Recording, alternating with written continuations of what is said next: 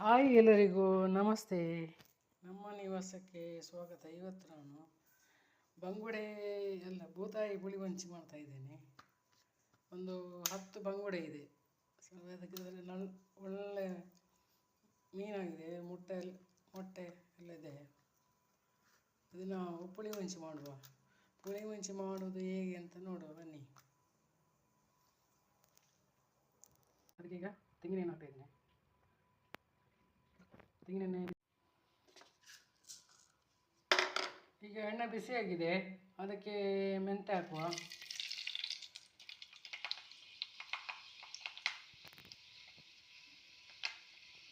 ಆಮೇಲೆ ಹಸಿಮೆಣಸು, ಆಮೇಲೆ ಬೇಸೊಪ್ಪು, ಆಮೇಲೆ ಶುಂಠಿ ಬೆಳ್ಳುಳ್ಳಿ ಪೇಸ್ಟ್, ಇದನ್ನೆಲ್ಲ ಕಾಯಿಸ್ಬೇಕು. ಇದನ್ನು ಹಸಿ ವಾಸನೆ ಹೋಗುವವರೆಗೆ ಇದನ್ನು ಕಾಯಿಸಬೇಕು.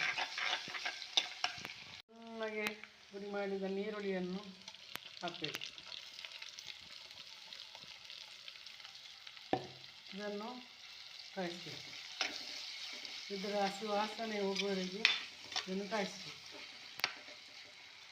ಈಗ ಕಾಯಿಸ್ತೇನೆ. ಈಗ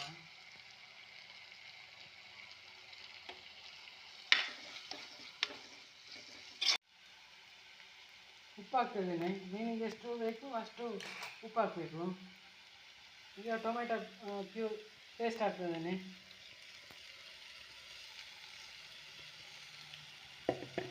ಇದನ್ನು ಕಾಯಿಸ್ಬೇಕು. ಹಸಿ ವಾಸನೆ ಹೋಗುವವರೆಗೆ ಟೊಮೆಟೊ ಪೇಸ್ಟನ್ನು ಕಾಯಿಸ್ಬೇಕು.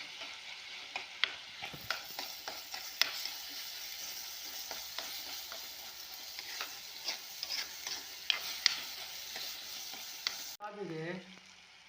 ಅದಕ್ಕೆ ಈಗ ಅರಿಶಿನ ಹಾಕ್ತಾ ಇದ್ದೇನೆ, ಮೆಣಸಿನ ಹುಡಿ, ಕೊತ್ತಂಬರಿ ಹುಡಿ, ಇದನ್ನೆಲ್ಲ ಹಾಕಿ ಸ್ವಲ್ಪ ಬೆರೆಸುವ, ಮಿಕ್ಸ್ ಮಾಡುವ. ಅದಕ್ಕೆ ಹುಳಿ ರಸ, ಪುಳಿಮುಂಚಿ ಅಲ್ಲ, ಅದು ಹುಳಿ ಹಾಕಬೇಕು. ಹುಳಿ ರಸ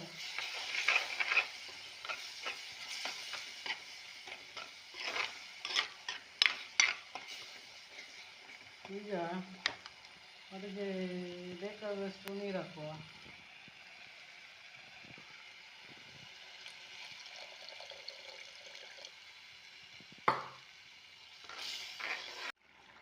ಮೀನು ಪುಳಿಮುಂಚಿ ಇದು ಕುದೀತಾ ಇದೆ, ಚೆನ್ನಾಗಿ ಕುದಿದಿದೆ.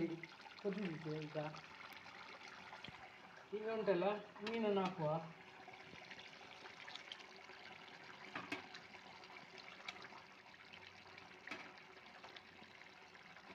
ಮೊಟ್ಟೆ ಎಲ್ಲ ಉಂಟು, ತುಂಬ ಚೆನ್ನಾಗಿದೆ ಮೀನು.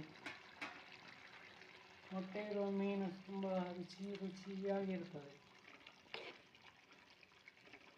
ಇದು ಸ್ವಲ್ಪ ಹೊತ್ತು ಬೇಯಬೇಕು.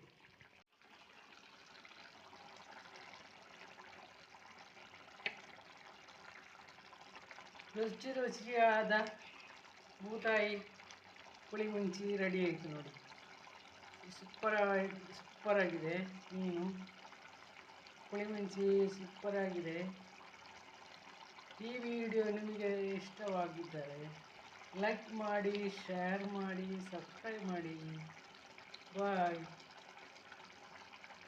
ನೀವು ಸಹ ಟ್ರೈ ಮಾಡಿ. ಓಕೆ, ಬಾಯ್.